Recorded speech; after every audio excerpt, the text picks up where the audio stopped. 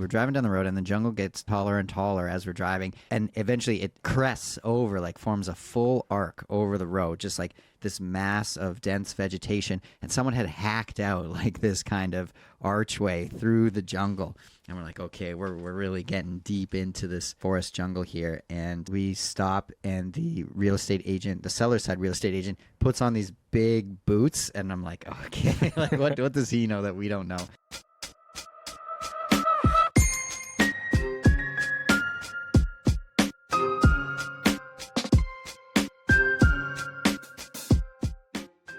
Welcome back. Welcome back to the Buying a House in Japan podcast, the #1 akiya podcast in the world. Woo-hoo. Today, we are recording from Tosashimizu in Shikoku. Where is that, Joey? We're in Kochi Prefecture. If you look at Kochi Prefecture, if you look at Shikoku, the island of Shikoku, it's like the middle island in Japan. On the southern shore, it does this like rainbow arc kind of shape, and we're at the left south point of that rainbow arc. Out of all our friends, nobody has been here before, except actually Yeah, Mika. Mika has been here. She lives an hour away though. That doesn't count. Yeah, she happens to live around here. But we were talking on the drive here. We've been to Shikoku so many times recently, and like no one we know has been to Shikoku, so like we know, I guess, a lot more than our peers about Shikoku. Joey calls it the deep south of Japan. I mean, Kaifu was kind of a strange town. Kaifu, yeah. So we recorded the last podcast, maybe I think it was like a 5-6 hour drive closer to Tokushima. So we have more or less just driven down the coast, and it's been a change. Kochi was a lot more impressive of a city than I think we had both expected. The last time we went to Kochi, we literally just got a hamburger, I think, as we were driving through, and we didn't actually go through Kochi proper. Unmemorable hamburger. I remember it. But anyways, we got to Kochi City, and it was just like bustling full of tourists. And we're just like, what the heck? Like Shibuya level. Like, I've never seen that many tourists in this area. Like, it was like like Kyoto, like Shibuya. And we're like, what is going on? This place is absolutely packed. We went to a ramen restaurant. It was a fish ramen. How was that broth, by the way? Pretty good. Pretty light. But I think it was a good, refreshing, I don't know, what was it, sea bream? Sea bream broth? Yeah. Yeah. Anyways, and then so we go to Starbucks after the ramen place, and, there's lots of tourists everywhere. And then all of a sudden they disappear, like empty.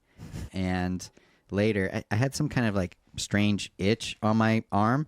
And I went to a pharmacy just to see if they could give me some sort of cream for the itch. And they asked me, "Oh, are you from the cruise?" And it clicked that, okay, it's a cruise town. Fune no hito. Yeah, they asked me if I was Fune no hito. Actually, you called it before they said that, but that was the confirmation. They were all wearing like name tags, like Group 23 kind of thing. I'm like, what the heck? And it was just like insane how many people were flooding off, but that makes sense. Do you think this is like a cruise? It starts in Tokyo. It goes to like, I don't know. Must be. Yeah, and all these places. I think it's really good for Kochi. Like, definitely for the economy perspective, that entire street we were on was just like bustling, and I don't know, compared to Kaifu needs that, or there needs to be more cruise stops on these coastal cities, I think, to inject economic kind of, I don't know, support. It felt good, especially after like kind of driving through, like especially after Kaifu, which was unfortunately not doing very well economically, I would say. Okay, moving on. We then moved from Kochi down to an Airbnb where we met Dio. Unfortunately, Dio drove to the wrong direction. That was unfortunate for him, and he arrived like 4 hours later than after like spending the whole day driving, and then we meet up with him in Kochi, have the gyoza dinner. His wife was basically like, you got to go to this good gyoza place. It is the best gyoza in the world. And Joey's trust me, she said. Trust me. Joey's a fan of gyoza. Talk to us a little bit about Gyoza Worldwide, Joey. Gyoza Worldwide is a movement, okay? It's Gyoza Worldwide I had this idea that it would be great to learn how to make Japanese dumplings, gyoza, from anywhere in the world. So I think I had this idea first when we were in Montenegro a long time ago. But I figure like dumplings are such a universal food. I feel like so many cultures around the world have a different version of dumplings. And honestly, it's like some kind of meaty filling with some veggies shoved in there, and then some sort of flour dough wrapper around it. And I feel like meat, veggies, and flour you can find at pretty much any supermarket around the world. So I had this idea that let me learn how to make it completely from scratch, from supermarket stuff, including the skins. And that's my Gyoza Worldwide project. I feel like I sporadically work on Gyoza Worldwide. Like maybe every 6 months I'll make gyoza from scratch. The hard part is that it's a lot of work making the skins.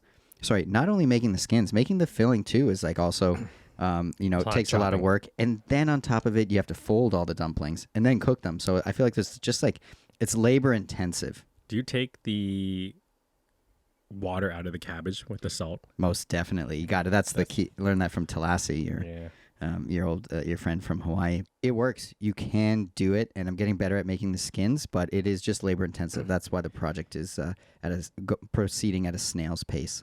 I have been witness. We had a lot of gyoza in Montenegro. I remember like the entire fridge was just gyoza, and we ate gyoza for like 4 days, but it was good. I would say the one trick that I learned also from your friend in Hawaii is shrimp. So I think she only eats shrimp gyoza, but I really do think the pork gyoza, the pork and shrimp mixture is the best tasting mixture. You add some veggies and cabbage and stuff in there too, but meat wise, if you do the pork and shrimp, I think like it just adds like a lot more umami, interest and good flavor to the dumplings. I think excess ginger is my vote. Anyways, the whole reason we drove down to Kochi was to see this house in Tosashimizu, where we are recording now. Backstory of this, someone had reached out to us via email. It was her dad's home, Seaside, private beach, next to some pretty good surf, which we'll cover in a little bit, but house itself had been abandoned for about 2 years. Backstory, her dad was living in San Diego and like shipped his like entire home over to this area and rebuilt this house. The house was really interesting. Joey, first impressions of the Tosashimizu house. We had seen pictures before. We had seen pictures and like a little walkthrough video. Those photos and videos were taken about 2 years ago. And the first impressions are that the jungle has really like reclaimed this property. Like just from the road up, there was like a hacked out, like this is the road, okay? And we're driving down the road and the jungle gets taller and taller as we're driving. And eventually it crests over, like forms a full arc over the road, just like this mass of dense vegetation. And someone had hacked out like this kind of archway through the jungle. And we're like, okay, we're really getting deep into this forest jungle here. And road was kind of muddy. The road was narrow. And we stop, and the seller side real estate agent puts on these big boots, and I'm like, okay, like what does he know that we don't know? Very overgrown. Like it just goes to show you that like probably within a year, especially in like a warmer place like Kochi, like Japan will reclaim these homes. Never underestimate the power of nature in Japan is what we've learned. It's just like every single one of our akiyas, if we leave it unattended, plants will just take over. I don't know, bugs will take over. I don't know. It's just like, it's a different level than I feel like in the States for some reason. Yeah, those are my first impressions. Some things like, I'm not sure if it was the vegetation, the very first gate, like one of the parts of the gate, one of the hinges had broken off. A lot of very good gates on this property. Actually, I really like the gates. I really like the benches. We'll get into that in a second. But yeah, I'm not sure. Maybe the vegetation had just gotten so much that it had broken one of the hinges on this gate.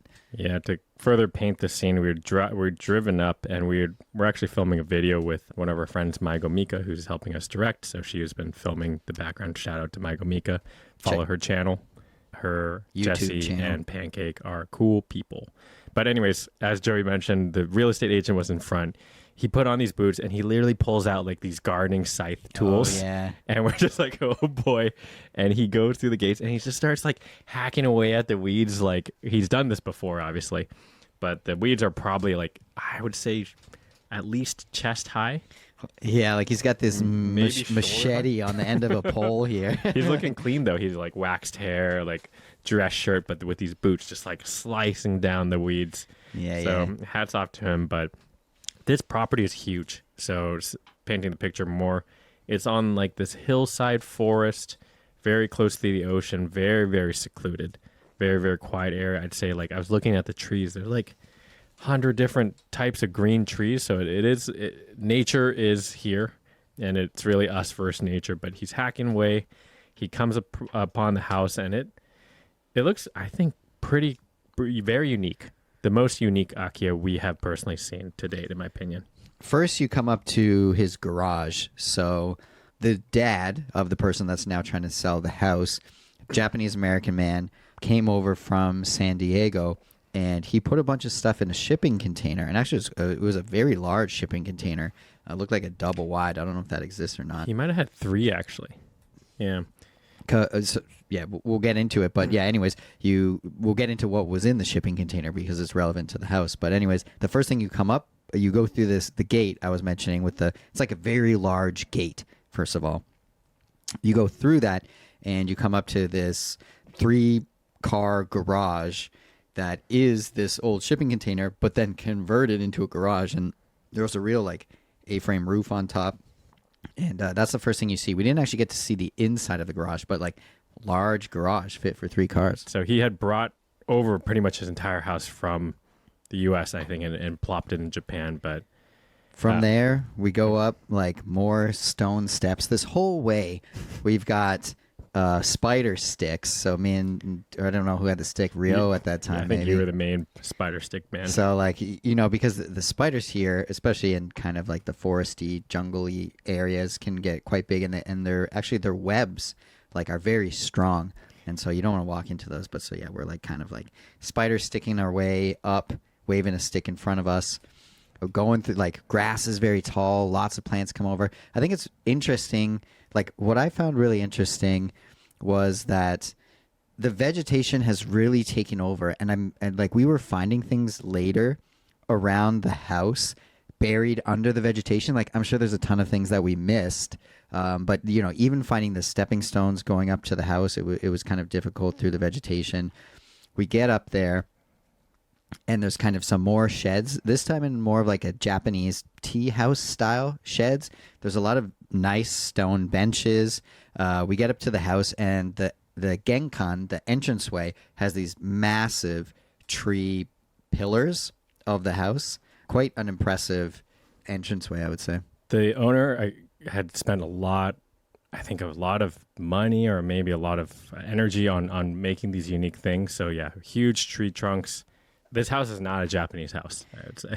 Picture that, like, this is kind of my, like, I've never met the dad here who built this house, but my sort of understanding is that Japanese American man, and he wanted a very American house. He wanted his, like, sort of what he was used to in San Diego. So again, back to the shipping container, he shipped over like his stove, his dishwasher, his washer dryer, the doors, yeah. Light fixtures, the Furniture. outlets in the walls, furniture, fireplace. So like there's very American sort of, it looks like a very American home when you're on the inside, and you've got all those, you have the 3-prong outlet. Japan normally has like there's just 2 prongs on that middle ground plug.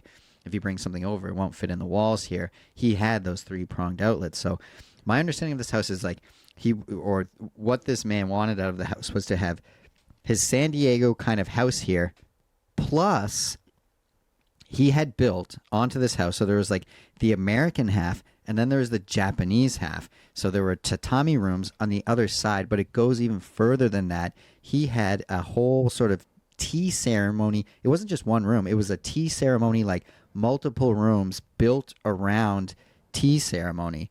And they were all tatami. He had some sort of things I didn't fully understand, but there was in one of the outer tea ceremony rooms, there is some special like faucets near the floor. I'm not sure exactly what that's for, and like a burner.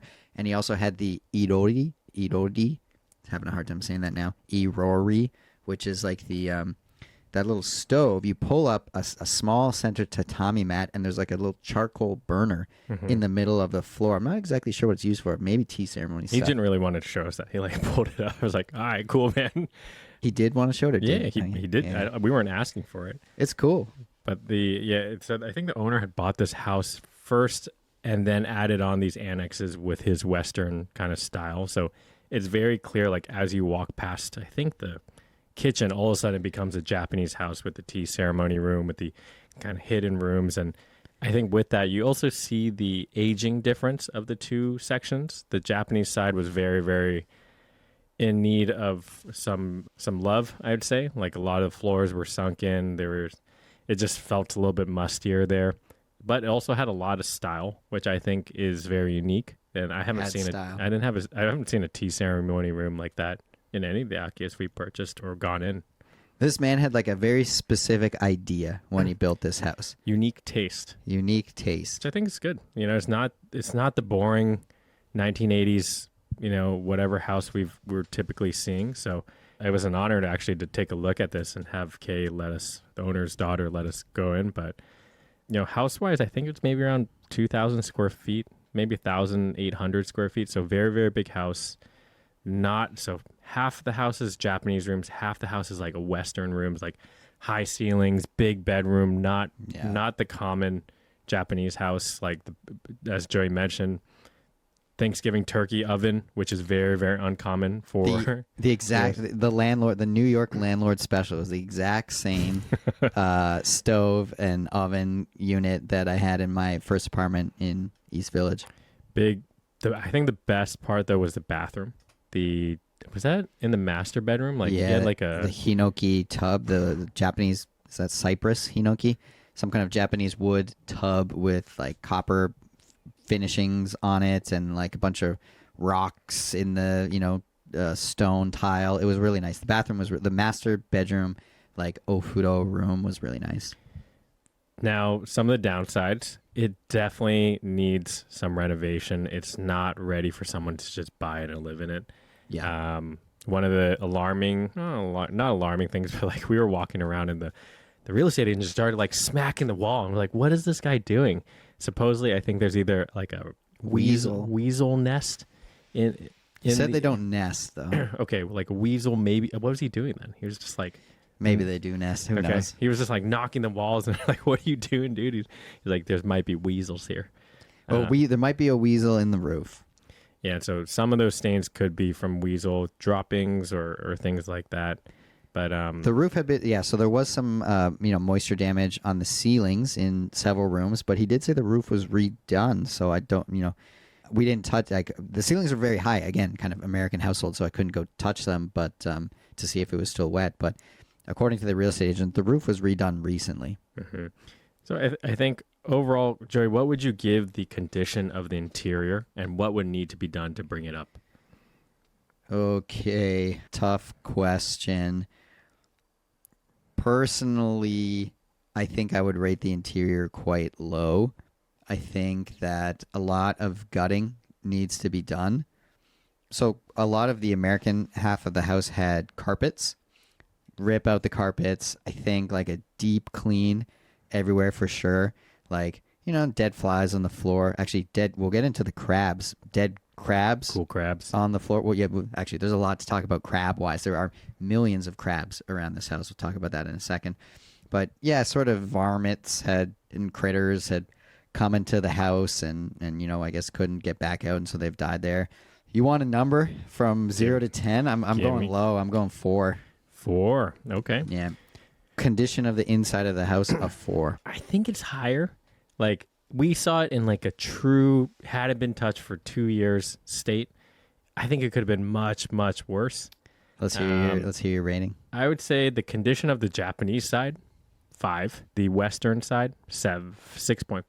Condition of the Western side. Yeah. I think like you just rip up, so it's carpeted on the Western side, rip up the carpets, hire someone to like do real deep cleaning. That's what I was thinking too. Change some of the appliances out. Like the bones, I think, of this house are going to be better. So he brought like a carpenter or a house builder from San Diego. It was like another Japanese American man who I guess is building homes in San Diego. He brought that guy.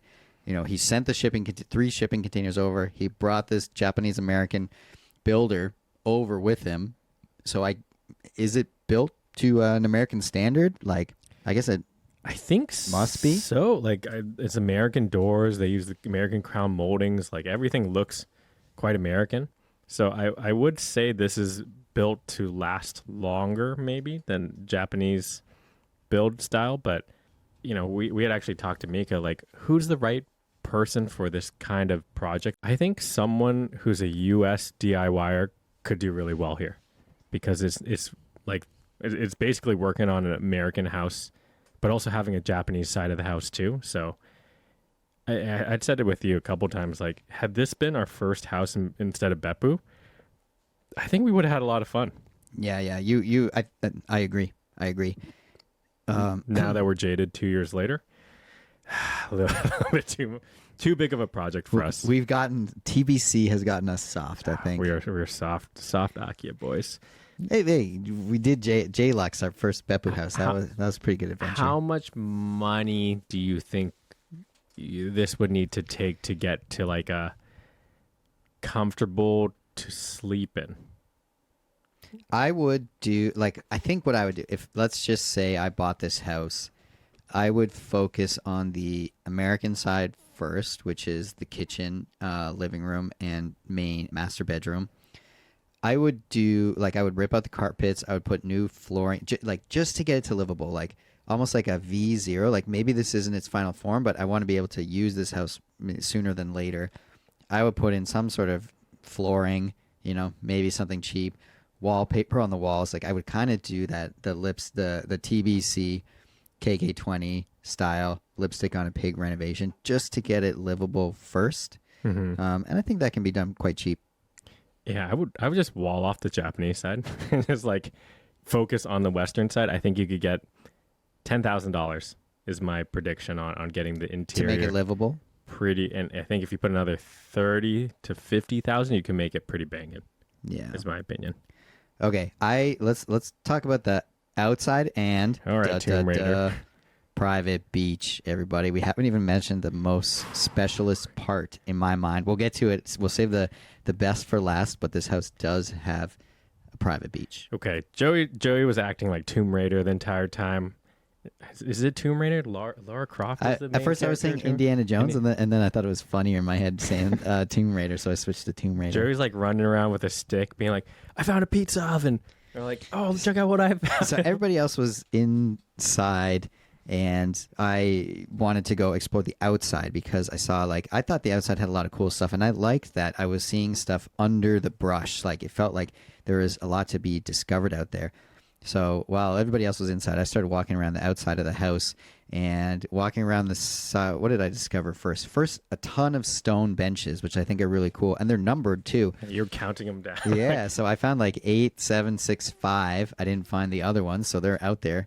I found a pizza oven buried in the brush, which is really cool. I found 2 koi ponds, and there might be more. And they had like, sort of a pump and a fountain and all that kind of stuff. So they must have been very nice at one point.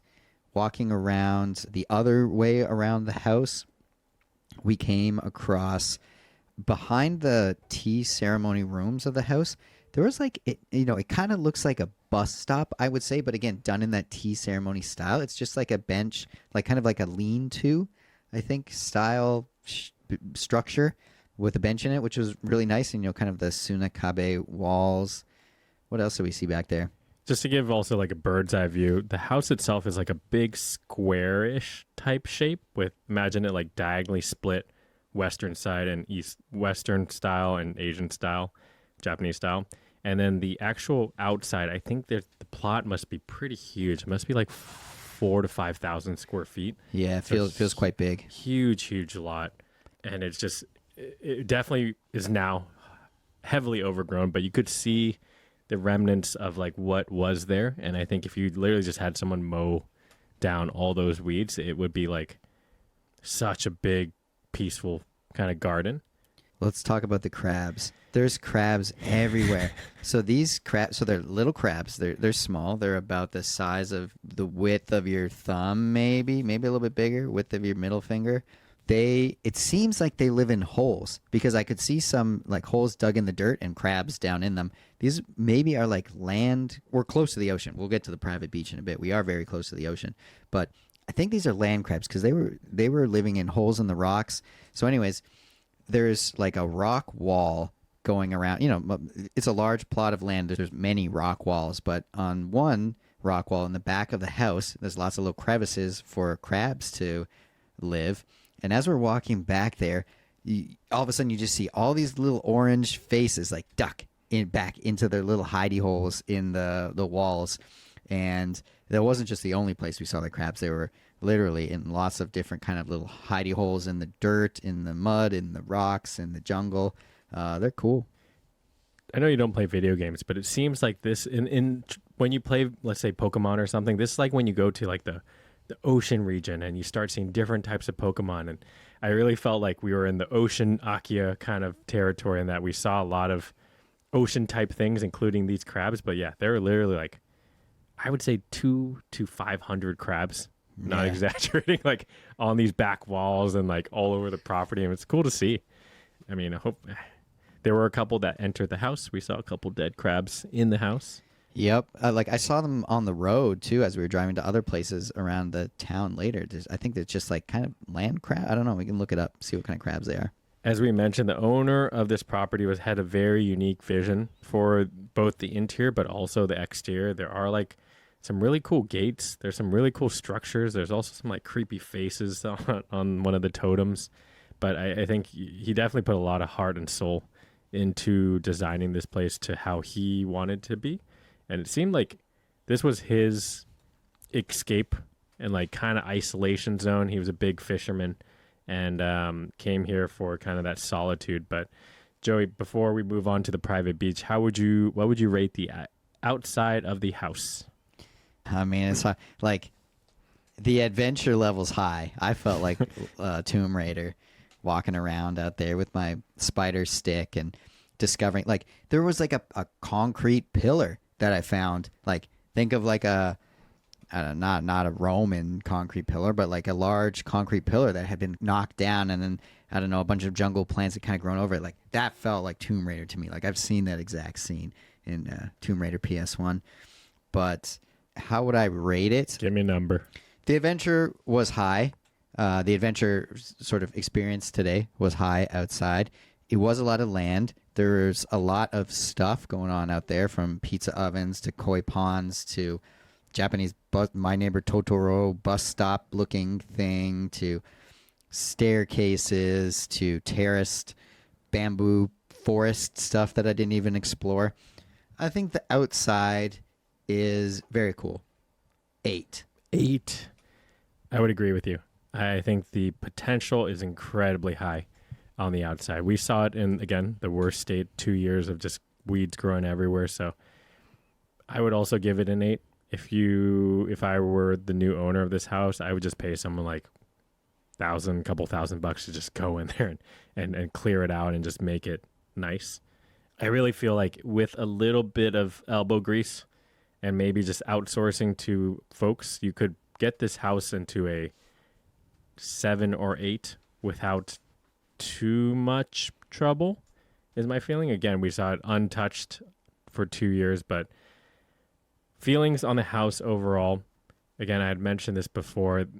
Had we bought this house instead of our Beppu house for the first akiya, I think this would have been an effing adventure, and we would have so much fun because there's just so much space and like you can do anything you want in here.